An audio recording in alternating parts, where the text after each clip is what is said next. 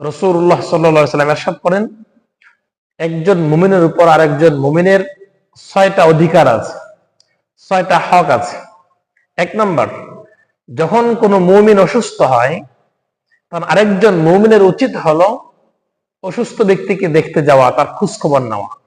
2 number, কোন মুমিন যখন ইন্তেকাল করে আরেকজন মুমিন তার উপর অধিকার হলো, হক হলো যে ওই মুমিন ব্যক্তির জানাজায় শরীক হওয়া, কাফন দাফনে শরীক হওয়া।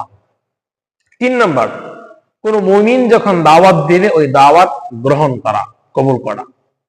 4 নাম্বার, কোন মুমিনের সাথে যখন দেখা সাক্ষাৎ হবে, পরিচিত হোক কিংবা অপরিচিত হোক, তখন মুমিনরা পরস্পর একে অপরকে সালাম বিনিময় করা, সালাম আদান প্রদান করা, সালাম দেওয়া। 5 নাম্বার, কোন মুমিন যখন হাসি দিবে হাসির জবাব দেওয়া। 6 নাম্বার, মুমিনের বৈশিষ্ট্য হলো উপস্থিত অনুপস্থিত কাছের দূরের সমস্ত মুমিনের জন্য কল্যাণের দোয়া করা।